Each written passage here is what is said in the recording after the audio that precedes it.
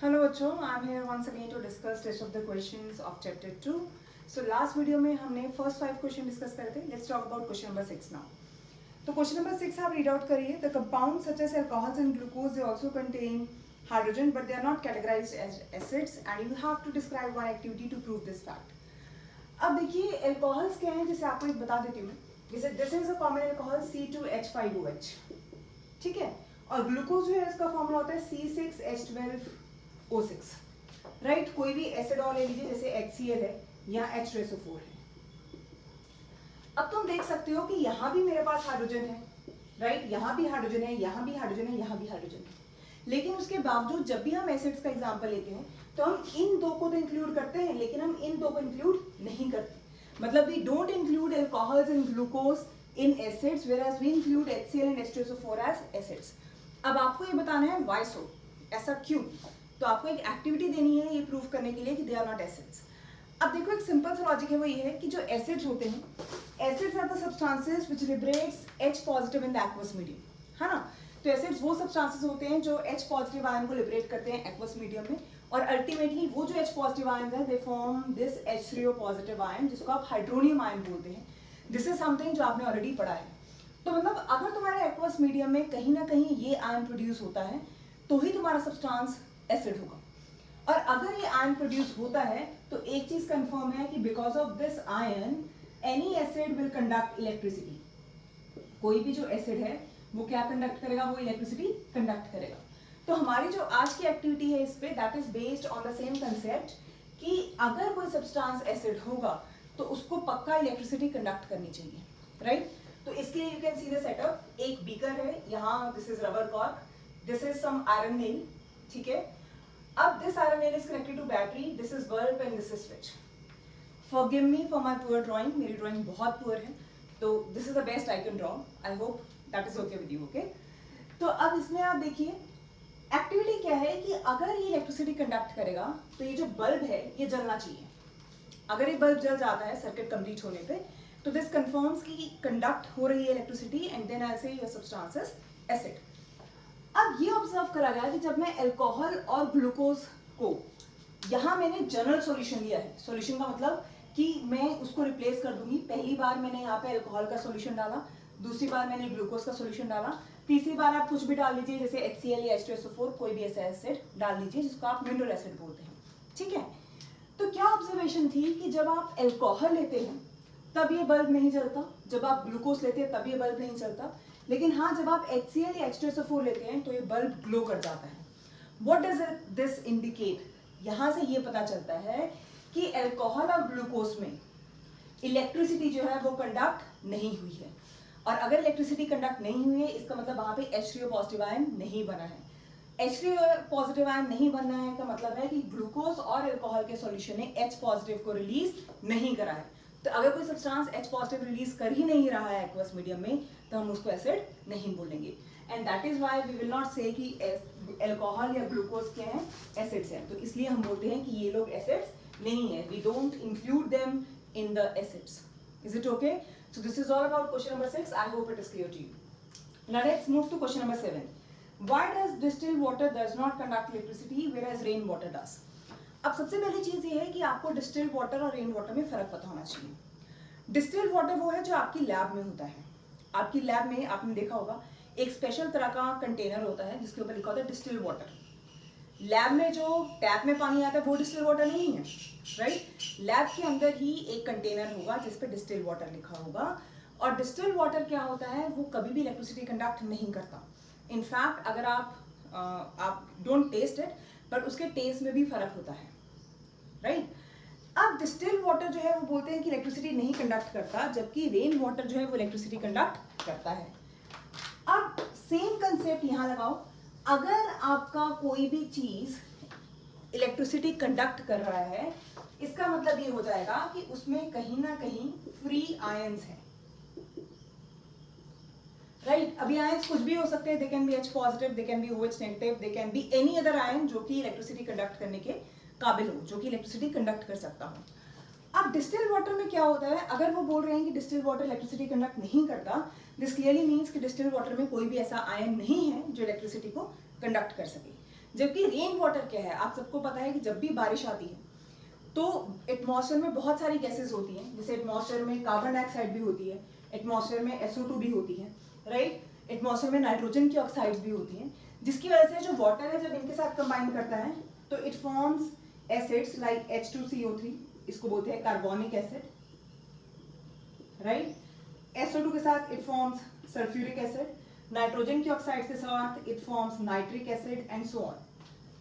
तो इसका मतलब जो रेन वाटर होता है उसमें there is small amount of these acids and these acids can liberate H positive ions. So obviously जो मेरे H पॉजिटिव आयंस होंगे, क्योंकि रेन वाटर में ये आयंस होते हैं, that is why rain water conducts electricity. आप लोग पढ़ेंगे ये आगे कंसेप्ट, आपने छोटी क्लास में पढ़ा होगा कि देखो थोड़ी बहुत कंसंट्रेशन तो इसकी होती ही होती है रेन वाटर में। हाँ, जब बहुत ज्यादा एयर पॉल्यूशन होता है कुछ एरियाज में, तो अगर इसकी कंसंट्रेशन बढ़ जाए then it leads to acid rain. Is it okay? Minimal amount में या बहुत कम अमाउंट में हमें पता भी नहीं चलता कि इसमें थोड़ा बहुत एसिड है, राइट? तो क्योंकि rain water contains these acids, so it can release H positive ions. जो एसिड्स हैं वो H पॉजिटिव आयन रिलीज कर सकते हैं, और अगर वो H पॉजिटिव आयंस रिलीज कर सकते हैं तो ऑब्वियसली वो इलेक्ट्रिसिटी कंडक्ट करेगा। तो इसका सिंपल जो आप आंसर लिखेंगे आप ये लिखेंगे कि distilled water does not contain any free ion, जबकि जो रेन वाटर है it contains H positive ion, जिसकी वजह से इलेक्ट्रिसिटी कंडक्ट करता है। Alright, now let's move to the next question which is question number 8। अब क्वेश्चन नंबर 8 देखिए, why do acids not show acidic behavior in the absence of water? अब ऐसा मिलता जुलता एक क्वेश्चन आपकी इन टेक्स्ट क्वेश्चन में भी था कि why dry HCl gas does not show any change in the color with dry litmus paper, right? तो मैंने अभी भी जब मैंने ये दो क्वेश्चन आपको समझाए तो वहां मैंने एक वर्ड बार बार यूज करा है, वो ये कि जो एसिड्स होते हैं they liberate H positive in the aqueous solution. इसका मतलब अगर किसी भी एसिड को अपना H पॉजिटिव लिबरेट करना है तो H पॉजिटिव लिबरेट करने के लिए कंडीशन क्या है कि सॉल्यूशन क्या होना चाहिए? एक्वस। सॉल्यूशन क्या होना चाहिए? एक्वस। तो क्वेश्चन ये है कि why they do not show acidic behaviour in the absence of water. अगर वाटर नहीं है इसका मतलब एक्वस सॉल्यूशन नहीं है, right? And if there is no aqueous solution this clearly indicates कि एसिड्स जो हैं they will not liberate H positive now। अगर तुम्हारा सॉल्यूशन एक्वस है ही नहीं तो एसिड जो है वो H positive liberate करेगा ही नहीं। So if it is not liberating H positive, obviously it will not show any kind of acidic behavior। Is it okay? तो H positive नहीं liberate करेगा तो acidic behavior show नहीं करेगा। Now let's move to the next question, question number 9। 5 solutions हैं A, B, C and D। A, B, C, D and E। And they have their pH as 4, 1, 11, 7, 9। अब आपको बताना है इनमें से जो solution is neutral, strongly alkaline and so on. अब इस क्वेश्चन को अटेम्प्ट करने का सबसे आसान तरीका ये है कि आप पीएच स्केल बनाइए। तो अगर मैं पीएच स्केल बनाऊं तो मुझे साफ नजर आ रहा है कि pH scale is like this, where this 7 stands for what? It stands for neutral. ये जो 0 से 7 वाला रेंज है दिस इज एसिड, 7 से 14 वाला रेंजेस बेस। अब यहां से मैं लेबल कर सकती हूं कि मेरे पास कहीं A होगा जिसका pH कितना है? 4, यहाँ A होगा कहीं, यहाँ B होगा जिसका pH 1 है, राइट? ये D है जिसका pH 7 है, ये C है जिसका pH 11 है, राइट? और ये E है जिसका pH 9 है। ओके, अब आप देख सकते हैं इसमें से विच इज न्यूट्रल। तो ऑब्वियसली जो मेरा डी है फर्स्ट क्वेश्चन का आंसर हो जाएगा, डी इज न्यूट्रल, राइट? अब नेक्स्ट है, नेक्स्ट क्वेश्चन तुमसे ये पूछा जा रहा है which is strongly alkaline. Alkaline का मतलब होता है बेसिक। तो तुम्हें एक चीज समझ में आ रही है कि जब तुम 0 से 7 की तरफ जा रहे हो तो तुम न्यूट्रल, एसिड से न्यूट्रल की तरफ जा रहे हो, मतलब इस तरफ को जाते हुए जो एसिडिक स्ट्रेंथ है वो डिक्रीज कर रही है, ठीक है ना? क्योंकि कोई सब्सटेंस एसिड से न्यूट्रल की तरफ जा रहा है मतलब उसकी स्ट्रेंथ डिक्रीज हो रही है। जबकि इस तरफ जब आप 7 से 14 की तरफ आ रहे हो तो आप न्यूट्रल से बेस की तरफ आ रहे हो। तो as you move from this side to this side जो बेसिक स्ट्रेंथ है वो इंक्रीज कर रही है। तो अब मुझे बताओ इसमें से स्ट्रांगली एसिडिक कौन होगा? B will be strongly acidic and A will be strong weakly acidic। Similarly, E will be weakly basic and C will be strongly basic. तो आपसे पूछा गया है कि इसमें से स्ट्रांगली एल्कलाइन मतलब सबसे ज्यादा बेसिक कौन है, तो सबसे ज्यादा बेसिक कौन है? सी. सी इज स्ट्रांगली एल्कलाइन. एल्कलाइन का मतलब होता है बेसिक. अब सी पार्ट देखो, विच इज स्ट्रांगली एसिडिक. तो एसिडिक सबसे इधर वाला स्ट्रांगली एसिडिक है, क्योंकि यहां से यहां जाते हुए आप न्यूट्रल की तरफ जा रहे हैं, है ना. तो इसमें से which is strongly acidic? B is strongly acidic. अब डी क्या पूछ रहा है वो? Weakly acidic. तो वीकली एसिडिक कौन बचा? एसिड तो एक ही बचा, so A is weakly acidic. और लास्ट है विच इज वीकली बेसिक. तो वीकली बेसिक कौन है? E. Is it okay? So this whole question can be solved on the basis of this pH scale. अब लास्ट उसने आपको ये पूछा है, arrange the pH in increasing order of H positive ion concentration. अब आपको एक चीज पता होनी चाहिए कि एसिड जितना स्ट्रॉन्ग एसिड है, देखो एसिड वो होता है जो H पॉजिटिव लिबरेट करता है, तो एसिडिक स्ट्रेंथ जो है वो डायरेक्टली प्रोपोर्शनल होगी कि कितनी जल्दी वो H पॉजिटिव रिलीज. और यू कैन से more the acidic strength,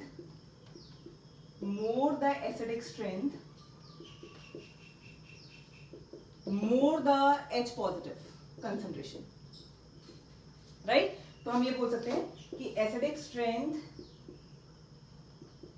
is directly proportional to H positive की concentration. So सबसे ज्यादा H positive बोलो किसमें होगा? सबसे ज्यादा H positive होगा किसमें? B में, जिसकी pH कितनी है? 1. तो pH के अकॉर्डिंग करना है, देख लेते हैं. अब बताओ सबसे ज्यादा H positive किसमें होंगे? 1 वाले में, राइट? तो इस हिसाब से कर लेते हैं. सबसे ज्यादा 1 में, फिर 4 में, फिर 7 में, फिर 9 में और फिर 11 में. So this will be your answer.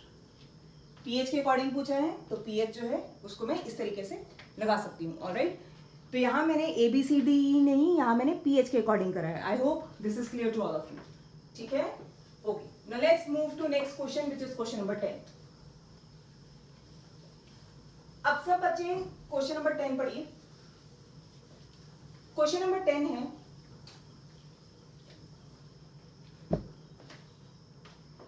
equal lengths of magnesium ribbons are taken in the test tubes A and B. 2 test tubes हैं. This is let's say one test tube. This is test tube A. This is test tube B. दोनों में magnesium ribbon लिया गया है, right? और दोनों test tubes में अलग अलग से क्या ऐड करा गया है? पहली टेस्ट ट्यूब में ऐड करा गया है HCl सॉल्यूशन, दूसरी में ऐड करा गया है CH3COOH, राइट? आपको ये बताना है कि if amount and concentration of both acids are same, in which test tube the fizzing will occur more vigorously and why? अब सबसे पहले और इम्पोर्टेंट चीज तो ये है कि आपको ये बताना चाहिए कि HCl और एसिटिक एसिड जो है ये दोनों ही एसिड्स हैं. HCl भी एसिड है और CH3COH भी एसिड है. जब आपने टाइप्स ऑफ एसिड्स के एग्जाम्पल करे होंगे तो वहां आपने करा होगा कि this is mineral acid where this is organic acid. ये वो है जो आप बहुत कॉमनली खाते हो. किसमें खाते हो? विनेगर में. विनेगर मीन सिरका. जो आपने घर में अचार में या कहीं भी सिरका खाते हो ना, तो वो ये एसिड होता है. ठीक है, अब मुझे एक बात बताओ, क्या तुम HCl खा सकते हो? नहीं खा सकते ना. समझ में आ रही है ना मेरी बात? कभी ट्राई भी मत करना. तो जो HCl है, this is a very strong acid and it is highly corrosive. जला देगा तुम्हारी स्किन को. ठीक है, तो HCl हम लोग खा नहीं सकते, लेकिन हम ये वाला एसिड खा लेते हैं. जब तुम सिरका खाते हो तो क्या तुम्हारी बॉडी में कुछ जलता है? नहीं ना. अगर तुम सिरका खा रहे हो, लेट्स से विनेगर तुम्हारी हैंड पे या कहीं भी स्किन पे गिर गया, तो वहां कहीं भी स्किन बर्न्स नहीं होते, है ना.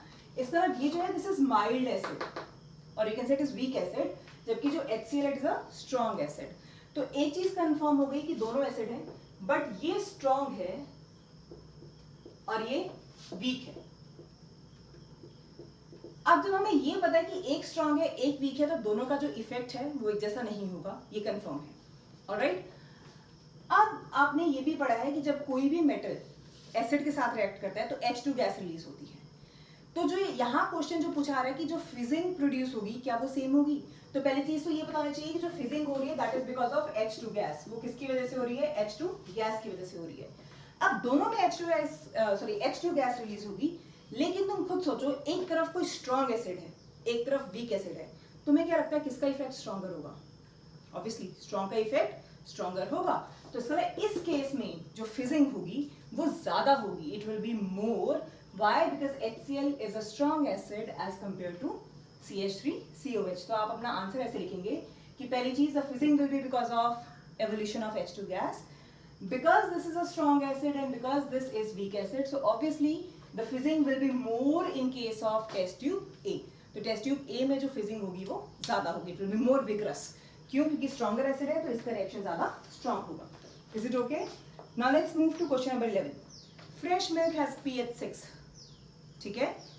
pH 6 का मतलब it lies in acidic range but weakly acidic है, क्योंकि न्यूट्रल के आसपास है, 7 के आसपास है। How do you think the pH will change when it turns to curd? अब आप लोगों ने पढ़ा होगा कि कर्ड जब भी बनता है, whenever a milk sets into curd, तो लैक्टोबैसिलस बैक्टीरिया सुना है ना?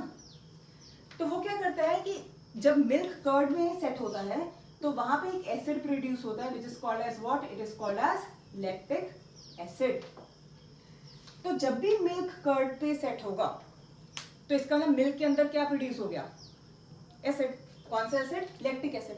सो although it is a weak acid, लेकिन क्योंकि एसिड प्रोड्यूस हुआ तो उसकी पीएच क्या हो जाएगी? कम हो जाएगी, मतलब वो स्ट्रांगली एसिडिक हो रहा है कंपैरेटिवली, तो वो 6 से कम होता जाएगा। कि हमने पीएच स्केल में करा था कि 7 की तरफ न्यूट्रल होता जाता है और उससे लेफ्ट साइड पे वो जो एसिडिक स्ट्रेंथ है वो बढ़ती जाती है। तो आप इसका आंसर क्या देंगे कि जब भी milk will set into curd, then lactic acid will be produced and because of this the pH will be slightly less than 6। pH जो है वो 6 से थोड़ी सी कम हो जाएगी। एक एग्जाम्पल आपने देख लिया जो आप कर्ड खाते हैं, दैट इज विनेगर। एक एग्जाम्पल आपने देख लिया जो आप खाते हैं, दैट इज लैक्टिक एसिड। क्या आप मुझे कोई भी एक या दो और एग्जाम्पल्स बता सकते हैं जो एसिड है और आप कंज्यूम करते हैं? अगर बता सकते हैं तो आप मुझे कमेंट बॉक्स में लिख के जरूर बताइएगा कि कौन सा एसिड है और कहाँ खाते हैं आप उसको। किसी फ्रूट में भी हो सकता है, किसी वेजिटेबल में भी हो सकता है, किसी और खाने की चीज में भी हो सकता है। अब ये तुम्हें बताना है कि कहाँ है, ठीक है? Alright, now let's move to question number 12। A milkman adds a very small amount of baking soda to fresh milk. Why does he shift the pH of fresh milk from 6 to slightly alkaline? अब पहली चीज उसने क्या बोला है कि देखो कि जो मिल्कमैन होता है, आपने देखा होगा वैसे भी जो आप दूध के पैकेट लेते हो बाहर से, वो उसमें प्रिजर्वेटिव्स ऐड किया जाता है ताकि वो जल्दी से खराब ना हो। तो जनरली जो प्रिजर्वेटिव्स ऐड किए जाते हैं वो इस हिसाब से होते हैं कि वो उसकी पीएच को स्लाइटली अल्कलाइन बना देते हैं, मतलब कि जो पीएच है वो थोड़ा सा बढ़ा देते हैं। न्यूट्रल मिल्क की पीएच जो है वो 6 होती है, जो नॉर्मल मिल्क होता है उसकी पीएच 6 होती है। तो जब भी प्रिजर्वेटिव्स या कुछ भी ऐसा ऐड होता है तो उस केस में जो पीएच है वो बढ़ा दी जाती है। अब सवाल ये है ऐसा क्यों?